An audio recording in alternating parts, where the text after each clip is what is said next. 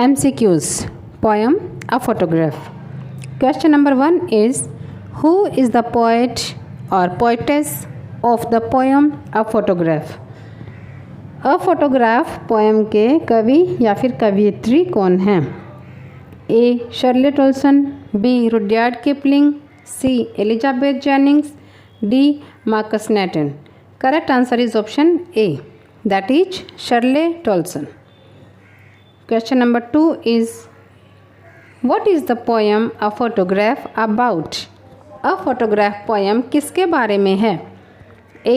About poet's childhood memories, कवि के बचपन की यादों के बारे में. B. Tribute to the poet's mother, poet की मदर के प्रति उनकी श्रद्धांजलि के बारे में. C. Poet's photograph, पोइट की फ़ोटोग्राफ के बारे में. D. Poet's father, पोइट के फादर के बारे में. Correct answer is option B, tribute to the poet's mother, poet की मदर के लिए श्रद्धांजलि के बारे में यह पोएम है. Question number 3 is, what was the age of the poet's mother when the photograph was taken? जब पोइट की मदर जब यह फ़ोटोग्राफ ली गई थी, जब यह फ़ोटो खींची गई थी जिसके बारे में हम पोएम पढ़ चुके हैं, उस टाइम पोइट की मदर जो थी वो कितनी उम्र की थी? A. 11 years old, 11 वर्ष की. B. 13 years old, 13 वर्ष की. C. 12 years old, 12 वर्ष की. D. 14 years old, 14 वर्ष की. Correct answer is option C, that is 12 years old. The age of the poet's mother was 12 years when the photograph was taken. Question number 4 is, when did her mother die? कब उनकी माँ की death हो गई थी? A. 2 years ago, 2 वर्ष पहले. B. 5 years ago, 5 वर्ष पहले. C. 13 years ago, 13 वर्ष पहले. D. 12 years ago, 12 वर्ष पहले. Correct answer is option D, 12 years ago, 12 वर्ष पहले. पोएम में भी हमारे एक ऐसी लाइन आई थी कि जितने उम्र की इस फ़ोटो के अंदर मेरी मदर थी उतने ही साल पहले जो है मेरी माँ की डेथ हो चुकी है ना. Question number 5 is, how many people were in the photograph? इस फोटोग्राफ में टोटल कुल मिलाकर कितने लोग हैं? A. 2 गर्ल्स, 2 लड़कियाँ. B. 3 girls. C. 2 girls and 1 boy, 2 लड़कियाँ और 1 लड़का. D. Only her mother, only poetess की mother. Correct answer is option B, that is 3 girls. 3 girls कौन कौन थी यहाँ पर? पोइट की मदर और उनकी 2 कजन्स, जिनके नेम भी आए थे पोएम में. आपको याद होगा, हम पढ़ चुके हैं ये poem. Betty and Dolly are 2 cousins of poet's mother. Question number 6 is, which material was the frame of the photograph made of? Photograph का जो फ्रेम था वो किस मटेरियल से बना हुआ था? A. Cardboard. B. Would. C. Steel. D. Plastic. Correct answer is option A, that is cardboard. शुरू में फर्स्ट लाइन में ही हमारी पोएम में यह जो है आया है कि this cardboard shows me how it was happen, है ना, कि यह कार्डबोर्ड मुझे दिखाता है. तो इस तरह से किस मटेरियल का बना हुआ है frame of the photograph? It was made of cardboard. Question number 7 is, who are on both sides of her mother? Poet की मदर के दोनों तरफ कौन है उस फोटोग्राफ में? A. Cousins, Betty and Dolly. B. Parents. C. Cousins, Dolly and Adam. D. Friends. Correct answer is option A, that is cousins. There are cousins, Betty and Dolly are on both sides of her mother. Question number 8 is, what are the 3 of them doing in the photograph? ये तीनों, poet की mother and इनकी 2 cousins, ये तीनों उस photograph में क्या कर रही हैं? A. Playing. B. Standing beside house, घर के एक तरफ खड़ी हैं. C. होल्डिंग हैंड्स, हाथ पकड़े हुए हैं. D. Holding hands and went for paddling, हाथ पकड़े हुए हैं और सी शोर पर वहाँ क्या कर रही हैं? ये पैडलिंग के लिए जा रही हैं. Correct answer is option D, holding hands and went for paddling. Question number 9 is, who took the photograph of her mother with her cousin? किसने वह फ़ोटो खींची है, किसने वह फ़ोटो ली है पोइट की मदर की उनकी कजन्स के साथ में। ए हर ग्रैंडफादर, उसके दादाजी ने। बी हर अंकल, उसके अंकल ने, चाचा या मामा ने। सी हर मदर्स फ्रेंड, उसकी मदर की फ्रेंड ने।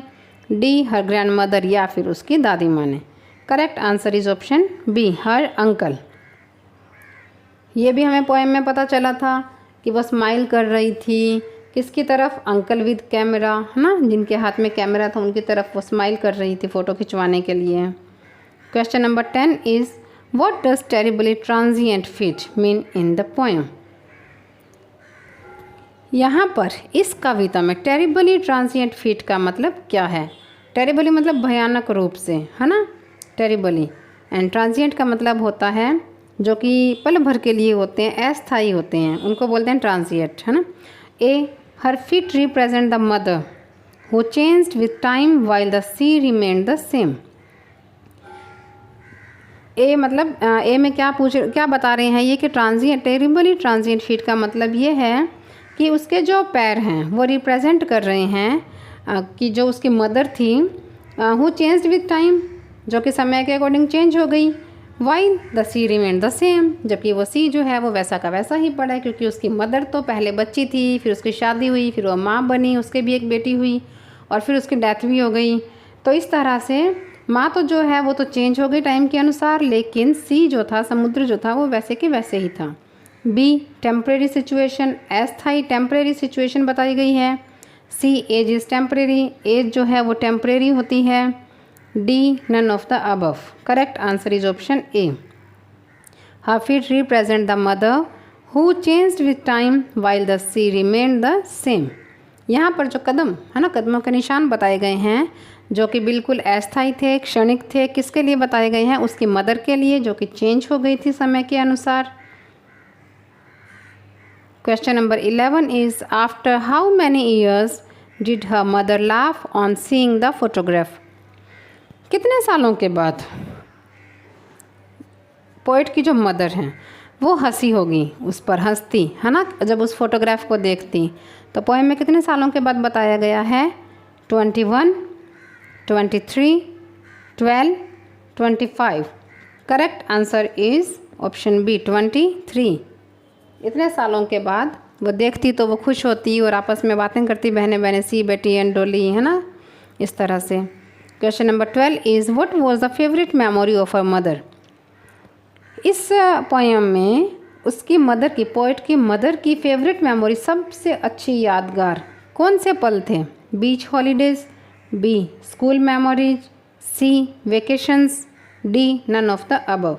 Correct answer is option A, beach holidays जो थे ये पोइट की मदर की फेवरेट मेमोरीज थी। Question number 13 is what was the favourite memory of the poet. और पोइट की फेवरेट मेमोरी मतलब जिसे वो हमेशा याद रखना चाहती थी वो कौन सी थी। ए हर मदर्स मेमोरीज, अपनी माँ की यादें। बी हर मदर्स लाफ्टर, अपनी माँ की हंसी। सी हर ओन वेकेशन मेमोरीज, अपने खुद की छुट्टियों की यादें। डी हर चाइल्डहुड मेमोरीज, या फिर अपने बचपन की यादें। Correct answer is option B, her mother's laughter, उसकी माँ की हंसी जो थी वो उसकी फेवरेट मेमोरी थी। Question number 14 is what would the mother show to her daughter while showing her the photograph. अगर वो माँ, पोइट की माँ, पोइट को वो फ़ोटो दिखाती, अपनी डॉटर को, पोइटेस को ये फ़ोटो दिखाती, तो वो क्या कहती, क्या दिखाती सबसे ज़्यादा उस फोटो के अंदर specially. A how her parents dressed her for the beach, कि किस तरह से उसके पेरेंट्स ने उन्हें तैयार किया था बीच पर जाने के लिए। बी हर कजन्स, अपने कजन्स दिखाती कि ये देखो ये मेरी कजन्स हैं जो फ़ोटो में है, बेटी एंड डोली। सी हर ओन चाइल्डहुड फोटोग्राफ, या फिर अपने खुद की बचपन की फ़ोटो दिखाती उसमें, ये देखो मैं कैसी थी। डी द बैकग्राउंड, या फिर बैकग्राउंड दिखाती कि देखो हमारी फ़ोटो के पीछे कितना समुद्र आ रहा है, कितना कुछ भी आ रहा है। Correct answer is option A, how her parents dressed her for the beach. तो उसकी माँ उसे क्या दिखाती, अगर आज उसकी माँ होती और उस फोटो को उसके साथ देखती, पोइट्स के साथ, तो वो ये बताती कि देखो किस तरह से मेरे पेरेंट्स ने मुझे जो है वो तैयार किया था। Question number 15 is what is the meaning of the word weary. Weary का मतलब क्या है यहाँ पर। ए ironic, B. cry, C. sad, D. none of the above. Correct answer is option A, that is ironic. यहाँ पर वराई का मतलब जो है वो ironic के रूप में लिया गया। ironic मतलब एक ऐसा वर्ड होता है जहाँ पर जिसका मतलब जो है irony means what might be expected and what actually occurs, कि हम कैसा सोचते हैं और कैसा हो जाता है ना। तो उस वर्ड के लिए हम जो फील करते हैं उसे बोलते हैं वराई। तो यहाँ पर आयरनिकली इसका यूज़ किया गया है। Question number 16 is what oxymoron literary device was used in the poem. Oxymoron मतलब अपोजिट मीनिंग देने वाला कोई भी वर्ड या फिर विरोधाभास, है ना। वर्ड से कुछ अलग ही अर्थ निकलता होता है। तो यहाँ पर कौन सा जो वर्ड है जो कि ऑक्सीमोरन लिटरेरी डिवाइस हमें शो कर रहा है। A. Terribly transient, B. Through there, through here, है ना, हेयर था यहाँ। C. Both weary, D. Laboured ease. Correct answer is option D, laboured ease. देखो लेबर क्या होता है, बहुत कठिन मेहनत करना, और इज क्या होता है, एकदम आराम करना। तो यहाँ पर लेबर्ड इज, ये दोनों वर्ड मिलकर एक अपोजिट मीनिंग जो है हमें दे रहे हैं, है ना। हम जब इसको पढ़ रहे हैं तो ये एक विरोधाभासी सा जो अर्थ हमें दे रहे हैं कि लेबर भी है और ईज भी है। Question number 17 is what epithet literary device was used in the poem. कौन सी एपिथेट, एपिथेट क्या होता है, जैसे किसी को उपाधि हम देते हैं, है ना, जैसे अकबर द ग्रेट, इस तरह से किसी को उपाधि देते हैं तो उसे हम बोलते हैं एपिथेट। तो यहाँ पर कौन सा एपिथेट लिटरेरी डिवाइस जो है वो यूज़ की गई है इस पोएम में। A. Terribly transient, B. Through here, C. Both weary, D. Laboured ease. Correct answer is option A, terribly transient. यहाँ पर क्या उपाधि दी गई है कि बुरी तरह से, टेरिबली भयानक रूप से, और ट्रांजिएंट जो कि एकदम अस्थायी था। देखो टेरिबली मतलब तो जिसको बहुत हम देख सकते हैं, डर जाते हैं जिसको देखकर, और ट्रांजिएंट तो बिल्कुल एक क्षणिक पल के लिए था। तो यहाँ पर ये क्या हमें दिया है, एक उपाधि दी हुई है उनके कदमों को, है ना, पैर जो छप गए थे सी पे उनको। Question number 18 is how many phases were depicted in the poem by the poet. कितनी फेजेस इस पोएम में डिपिक्ट की गई हैं। A. 1 phase, 2 B. 2 phases, C. 3 phases, D. 4 phases. Correct answer is option C, that is 3 phases were depicted in the poem by the poet. Question number 19 is what was the last phase in the poem. अंतिम phase इस poem में कौन सी थी। A. After her mother died, B. After she grown up, C. After her mother grown up, D. None of the above. Correct answer is option A, after her mother died. This was the last phase in this poem, कि जब माँ की death हो गई तो उसके बाद में वो क्या सोच रही है कि अब कुछ भी कहने को नहीं है और only silence, silence is. Question number 20 is what does she feel in the last phase. Last phase में पोइटेस जो हैं वो क्या फील करती हैं, क्या महसूस करती हैं। ए. पेन एंड ग्रीफ, दुख और दर्द। बी. हैप्पी एंड नॉस्टैल्जिक, खुश और उदासीन। नॉस्टैल्जिक क्या होता है, उदासी, यादों में जो उदासी होती है, किसी की यादों में रहना सारा दिन।